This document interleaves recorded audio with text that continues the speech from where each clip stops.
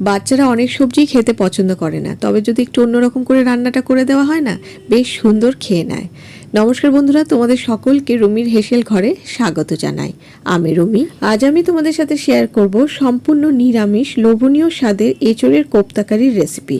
খুবই সহজভাবে তোমাদেরকে বানিয়ে দেখাবো। তাহলে চলো আর বেশি দেরি না করে রেসিপিটা শুরু করা যাক। রান্নাটা শুরু করার আগে এঁচড়গুলোকে বড় বড় টুকরো করে কেটে নিয়েছি, আর প্রায় 200 গ্রামের মতন এঁচড় হবে। এবার এই এঁচড়ের টুকরোগুলোকে সেদ্ধ করার জন্য প্রেসার কুকারের মধ্যে দিয়ে দেবো।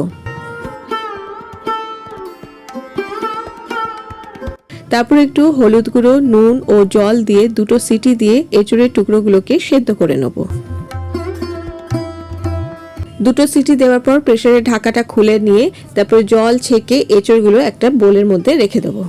এঁচড়টা একটু ঠান্ডা হয়ে গেলে তারপরে ভালো করে ম্যাশ করে নেব। বন্ধুরা, আমার চ্যানেলে আরও অনেক রেসিপি পেয়ে যাবে, নিচে ডেসক্রিপশন বক্সে লিঙ্ক দিয়ে দেবো, তোমরা চেক করে নিতে পারো।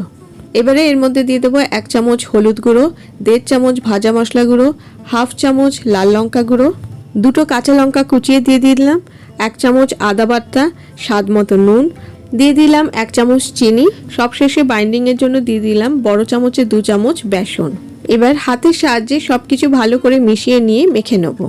আমার পরিবারের নতুন বন্ধু হয়ে থাকলে রেসিপিটা যদি তোমাদের ভালো লাগে তাহলে লাইক ও কমেন্ট করে চ্যানেলটাকে সাবস্ক্রাইব করে নেওয়ার অনুরোধ রইল। আর পাশে থাকা বেল আইকনটাকে অবশ্যই প্রেস করে দেবে, যাতে পরবর্তীকালে আমি যখনই কোনো রেসিপি শেয়ার করব তার নোটিফিকেশন তোমাদের কাছে আগে পৌঁছে যাবে। সব কিছু ভালো করে মিশিয়ে নেওয়া হয়ে গেছে। এবার হাতের মধ্যে নিয়ে গোল গোল পাকিয়ে কোপ্তা আকারে গড়ে নিচ্ছি। আমি গোল গোল করে পাকিয়ে নিচ্ছি, তোমরা চাইলে চ্যাপটাও করতে পারো। তোমরা চাইলে একটা আলু দিয়েও মেখে নিতে পারো, তবে আমি আর আজকে আলু দিলাম না। আচ্ছা, আরেকটা কথা বলি, খুব বেশি বেসন দেবে না, তাতে করে কোপ্তাগুলো শক্ত হয়ে যাবে আর এর মধ্যে গ্রেভি ঢুকতে পারবে না। আজকে তো নিরামিষ কোপ্তাকারি বানাচ্ছি, যে কোনো নিরামিষ দিনে এই কোপ্তাকারি বানিয়ে নিতে পারো। খুব সহজভাবেই আমি দেখাচ্ছি, আশা করি তোমাদের সুবিধা হবে। সমস্ত কোপ্তাগুলো গড়ে নিয়েছি, এবারে এই কোপ্তাগুলো ভেজে নেওয়ার পালা। কোপ্তাগুলো ভেজে নেওয়ার জন্য একটা পাত্রে আমি তেল গরম করতে বসিয়ে দিয়েছি। তেলটা ভালো করে গরম করে নেওয়ার পর এবার কোপ্তাগুলো তেলের মধ্যে ছেড়ে দেবো ভেজে নেওয়ার জন্য। ফ্লেমটা মিডিয়ামে করে উল্টে পাল্টে সুন্দর একটা রং আসা পর্যন্ত এগুলি ভেজে নিতে হবে।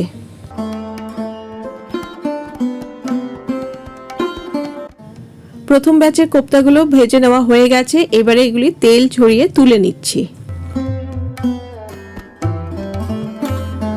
এবারে বাকি কোপ্তাগুলো ঠিক একইভাবে ব্যাচ ওয়াইজ ভেজে নেব। গ্রেভির জন্য একটা মশলা রেডি করে নিতে হবে। তার জন্য 2টো মিডিয়াম সাইজের টমেটো নিয়েছি, ঝালের জন্য নিয়ে নিয়েছি 3টে কাঁচা লঙ্কা, 1 ইঞ্চি আদা টুকরো আর 10-12টার মতো কাজু বাদাম। এটা মিক্সিতে ভালো করে পেস্ট করে নেব। পেস্টটা দেখো এখানে রেডি হয়ে গেছে। এবার গ্রেভিটা তৈরি করার জন্য কড়াইতে দিয়ে দিলাম বড় চামচের 1 চামচ সর্ষের তেল। তেলটা গরম হয়ে যাওয়ার পর দিয়ে দেবো একটা তেজপাতা, একটা শুকনো লঙ্কা আর গোটা গরম মশলা। আমি এখানে একটা দারচিনি স্টিক, 2টো ছোট এলাচ আর 2টো লবঙ্গ নিয়েছি। একটু ভেজে নিয়ে তারপর দিয়ে দেবো 1/2 চামচ পরিমাণ জিরে। জিরেটাকেও একটু ভেজে নিয়ে তারপর যে মিক্সিতে পেস্টটা তৈরি করে রেখেছিলাম আদা, টমেটো, কাঁচা লঙ্কা ও কাজু বাদামের, সেই পেস্টটা দিয়ে দেবো। এই পেস্টটা দেওয়ার পর এবার ভালো করে কষিয়ে নেব।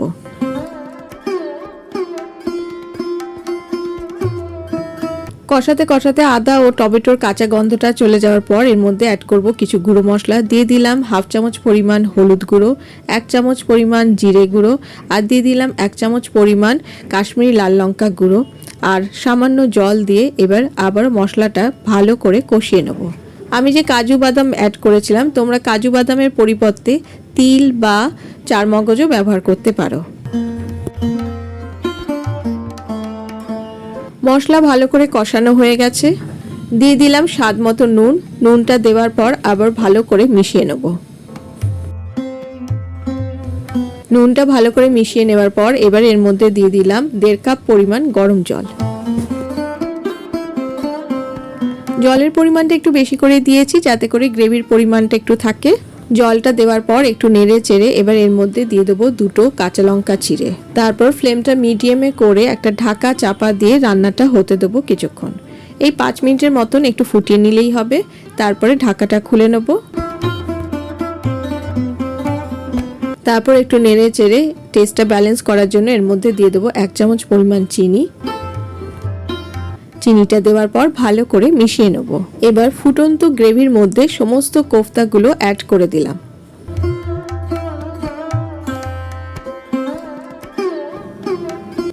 কোফতাগুলো গ্রেভির মধ্যে দেওয়ার পর একটু নেড়ে চেড়ে নেবো। তারপর ফ্লেমটা মিডিয়াম টু লোতে করে রান্নাটা করে নেব, যাতে কোফতার মধ্যে গ্রেভি খুব ভালো করে ঢুকে যায়। 2 মিনিট ফুটিয়ে নিয়ে এবার অ্যাড করব 1/2 চামচ পরিমাণ গরম মশলা গুঁড়ো।